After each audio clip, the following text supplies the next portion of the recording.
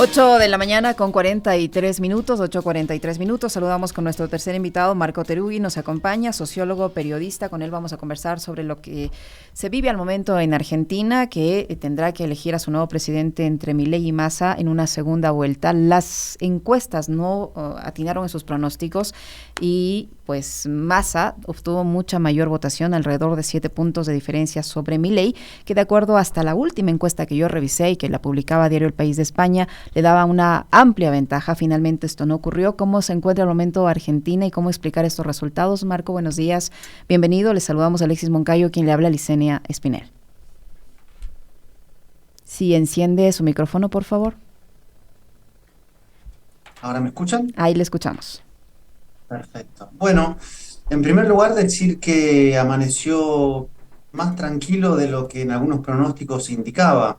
Para darnos una idea, el día viernes y sábado había un nerviosismo muy grande en todo el país, diría, en vista del resultado que iba a haber, por lo que podría implicar en caso de que Javier Milei sacara un muy buen resultado y lograra la victoria en la primera vuelta de cara a un balotaje. Había una parálisis del mercado cambiario, algunas señales de crisis de gasolina, en fin, un nerviosismo muy palpable respecto a lo que estaba en juego.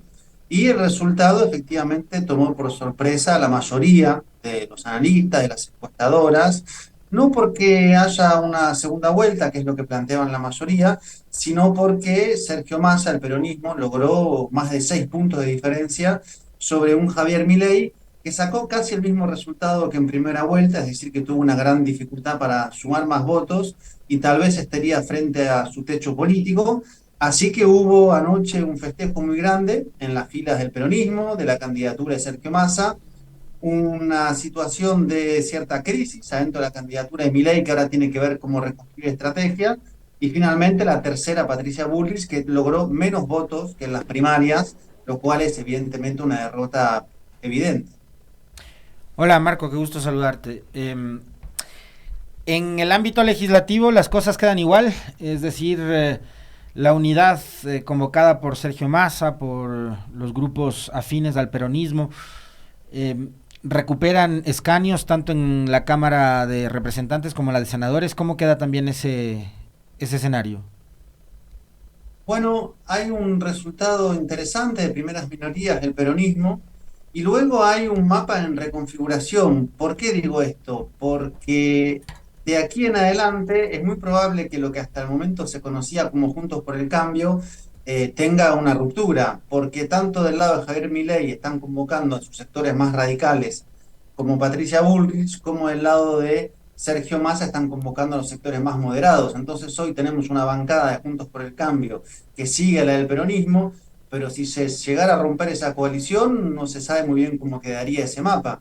Y ahí me parece que el candidato Sergio Massa, digamos, su habilidad ha sido la de ir a buscar a sectores que están en algunas filas de la oposición, y el discurso de anoche fue un discurso diciendo se terminó la grieta, hay que construir un proyecto de unidad nacional, hay que sumar a aquellos sectores, digamos, que están por un proyecto que no sea el de una privatización masiva, el de una violencia política como la que expresó Milei o Patricia Bullrich, y una invitación a que sean parte de su campo. Yo creo que, digamos, Milei hizo algo que iba contra muchos pronósticos y no le salió bien, que fue en lugar de buscar algunos espacios de acuerdo, algunas señales, no sé si de moderación, pero de puentes políticos, durante esta semana se fue radicalizando de forma permanente. Entonces, ahora tiene mucha dificultad para ver cómo hacer. O sea, incluso Milei trató a Patricia Bullrich de terrorista, literalmente. Entonces, ahora cómo hace para maniobrar y construir alianzas, creo que no lo sabe. Y en el caso de Massa, sí, porque se lo planteó desde el inicio. Hay que ampliar y a eso va. Por lo tanto, es probable que Juntos por el Cambio, tal como lo conocemos, que es la fuerza que dirige históricamente Mauricio Macri, implosione, una parte vaya con Milei, una parte vaya con Massa, y eso luego pues impacte en el orden de lo legislativo. En el caso de Milei, Marco nos plantea, digamos, este cambio que tiene, me imagino yo, tiene que ver ya con una nueva estrategia.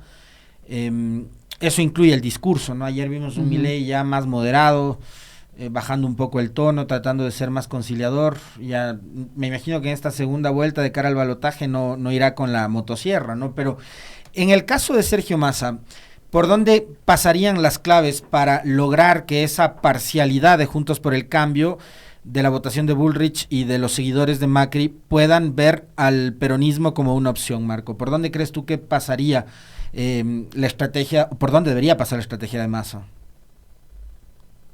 Yo creo que primero señalaría algunos elementos que le permitieron el resultado de anoche.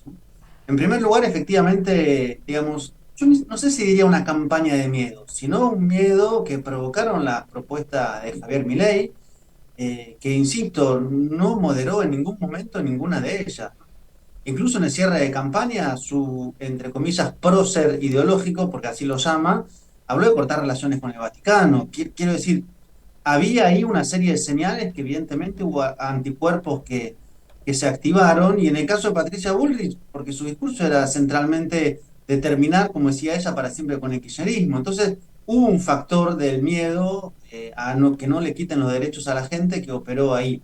Luego, algunas medidas que tomó Sergio Massa en términos económicos, en un contexto muy adverso, de 25% de inflación en 2 meses, que paliaron algunos de esos efectos, y después el peronismo, que es un gran movimiento, que evidentemente puso toda su capacidad electoral sobre la mesa. Ahora, uno diría, viene un momento de ampliación de las alianzas, que es lo que él plantea, viene un momento de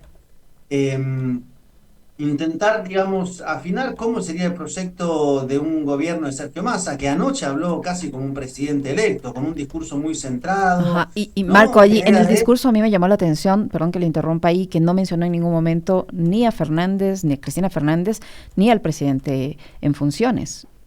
¿Por qué? No. Bueno, si en realidad ven cómo fue la campaña, ni el presidente en funciones, Alberto Fernández, ni Cristina Fernández casi aparecieron en la campaña.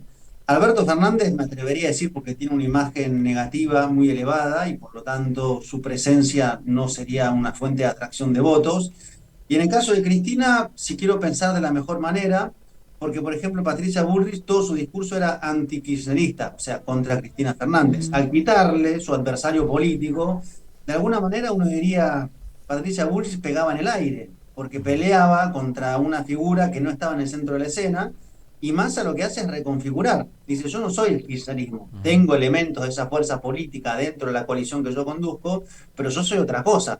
Y modifica el eje. Y creo que se planteó hacia futuro anoche. Mientras que Milei retomó justamente el discurso de Bullrich contra el kirchnerismo y se fue de su discurso contra la casta. Entonces, yo creo que lo que logró es como modificar el lugar donde se da la pelea, y creo que ahí hubo un grado de inteligencia importante.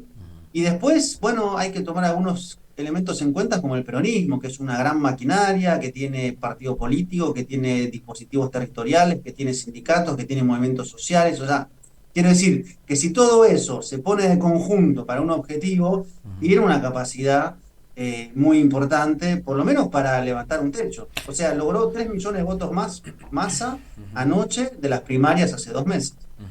Marco, en esta elección en Argentina, y nosotros que estamos, digamos, todavía frescos procesando el resultado electoral del pasado 15 de octubre en Ecuador, en donde la Revolución Ciudadana llegó sola y a la Revolución Ciudadana le ha costado muchísimo ir tendiendo puentes y salirse de sus lógicas para poder sumar más votos por fuera del voto duro de la Revolución Ciudadana. Es el mismo escenario del 2021, además, ¿no?, que tú lo conoces bastante bien. En el caso de Argentina se ve una lógica diferente, y es decir, la alianza que une a Massa, a Fernández, a los dos Fernández, ¿no?, con el peronismo, da cuenta de una gran dosis de pragmatismo y de política, de cómo hacer política. Les ha costado también, me imagino yo, duros procesos de conversaciones, de ceder, pero finalmente lo que se nota es que hay mucho pragmatismo en la decisión de que sea Massa, que no es precisamente un peronista tradicional de vieja guardia, el candidato a la presidencia. Y una cosa adicional, Marco, que sí quisiera que tú nos orientes para entender este fenómeno que ocurre actualmente en Argentina. Sergio Massa es el ministro de Finanzas de Fernández, de un presidente cuyo gobierno está siendo muy criticado por el manejo económico. ¿Cómo entender que su ministro de Finanzas sea el primer finalista del balotaje?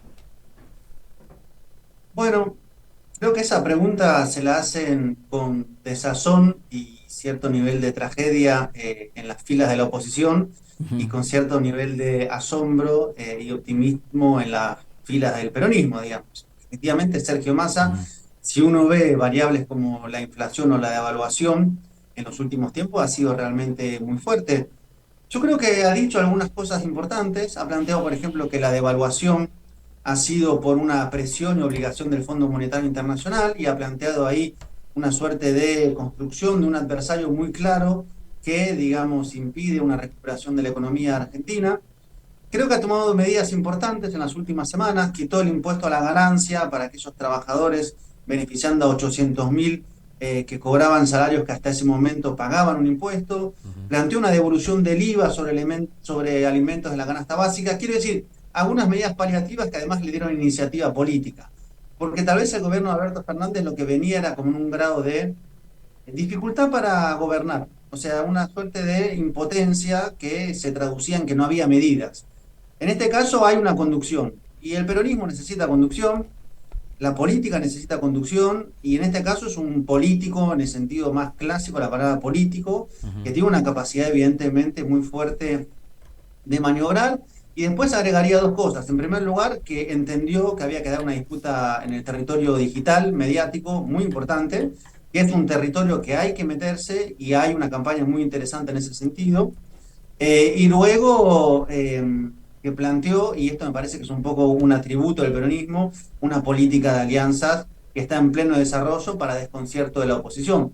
La oposición viene planteando la grieta, que es la imposibilidad de hablar, como el correísmo, anticorreísmo, el kirchnerismo, antikirchnerismo. Bueno, Ujú, Massa se desplazó de ese lugar y fue a buscar a unos sectores más moderados, planteó un proyecto nacional que va a ser evidentemente centrista, que va a ser evidentemente no en una clave de izquierda, ujú, y ahí hay una posibilidad de ir buscando otras alianzas políticas. ¿Qué Ujú. pasaría en caso de que ganara la elección y fuera presidente? Será otro cantar. Ahora, para hacer política en campaña, evidentemente da una señal a una sociedad muy cansada de un clivaje político, muy cansado de una política que además termina mal de la experiencia de esta coalición, de buscar, de respirar, de construir algún tipo de novedad al interior del ministro de Economía de un gobierno con muy baja popularidad. Marco, más allá de los resultados que le dan la victoria a Massa, pero que también le dan una posibilidad a Milei, ¿quién ganó y quién perdió en esta elección? Más allá de los resultados, ¿ganó la sociedad, ganó Argentina, perdió Macri? ¿Quién ganó y quién perdió? Bueno, el primer perdedor, porque ya quedó fuera del mapa de la segunda vuelta, es Mauricio Macri y la coalición política que formó durante mucho tiempo, que es Juntos por el Cambio. Eso es, a todas luces, el gran derrotado. Pensemos que hace meses se daban por ganadores. Como se dice en Ujú. Argentina, estaban almorzando la cena. Literalmente se estaban peleando entre ellos para saber quién era presidente, porque era casi un trámite lograr llegar a la Casa Rosada. Bueno, anoche sacaron menos votos que en las primarias, cerca de 600.000 votos menos. ujú. Una coalición muy grande de múltiples integrantes. Ahí hay un gran derrotado, por un lado, y me parece que es el más claro. Habrá que ver qué pasa en la segunda vuelta. Si efectivamente Massa logra mantener y gana, habrá otro gran derrotado que es el experimento llamado Milei, que es un experimento en clave de Jair Bolsonaro, centralmente que es su aliado principal en la región. De hecho, ayer, perdón, estaba Eduardo Bolsonaro, el hijo de Jair Bolsonaro, acá en Argentina, Ujú. que a su vez empalma con una serie de corrientes de ultraderecha a nivel mundial. Y además Milei no tiene estructura, es decir, si pierde, tal vez se vaya a disolver todo eso que logró construir. Paréntesis, lo que logró construir es interesante analizarlo. Yo estuve en el acto de cierre de campaña, hay mucha juventud que se plegó a Milei, mucha espejismo con el dólar, muchos sectores frustrados, mucha economía informal, mucha nueva economía sin derechos. Ahí vieron en Milei una esperanza. Y habrá un gran ganador, por lo menos que es el peronismo, Ujú, y la posibilidad de que este país no haga un gran retroceso. Porque lo que Ujú. estaba planteando Milei, así como Bullrich, a veces con algunos filtros mayores, es otro proceso de privatizaciones, es otro proceso de achique del Estado, es otro proceso de quita de derechos. Sería como un nuevo, digamos, una nueva oleada neoliberal dentro de un país que conoce las consecuencias de esto. Así que ujú. no se sabe cómo va a ser un gobierno de Massa. En todo caso, se sabe que no se va a ir otra vez a un barranco neoliberal que a todas luces nunca ha dado resultado en la República Argentina. Marco, para cerrar, porque se nos va terminando el tiempo, Ecuador fue parte del debate en la campaña electoral de Argentina por el tema dólar. La gran oferta de Milei era dolarizar la economía de Argentina. Me imagino yo que se habrán inteligenciado e informado muy bien de cómo está la situación actualmente en el Ecuador, no solamente porque tenemos el dólar, lo que digamos hace que nuestra economía sea más cara. Sí, tenemos estabilidad, controlamos la inflación, no hay emisión inorgánica de billetes como ocurría antes del año 2000, eso es cierto, pero nuestra economía es cara, nuestros productos, la producción nacional es cara en relación a países como Colombia, como Perú, y actualmente tenemos un gobierno de corte neoliberal, ¿no? Que es el de Guillermo Lasso, y vamos a tener un nuevo gobierno con Noboa, que es un gobierno de los empresarios de igual manera, exportador, bananero, etcétera, etcétera. ¿Qué se comentaba sobre el tema dólar y la situación que está enfrentando actualmente el Ecuador? Adicionalmente te sumo el tema de la inseguridad y la violencia que estamos viviendo. Sí, varias cosas diría. En primer lugar, acá la propuesta del dólar nunca hubo una explicación clara acerca de cómo sería, pero funcionó como un nivel de atracción para todo un conjunto de sectores sociales que ven el peso devaluarse y que buscan estabilidad. Pero a su vez diría que hubo una reacción de tipo nacionalista, ¿no? De la defensa de aquello que aunque esté en una muy mala condición, como es la moneda nacional, situación, perdón, hay que defenderla.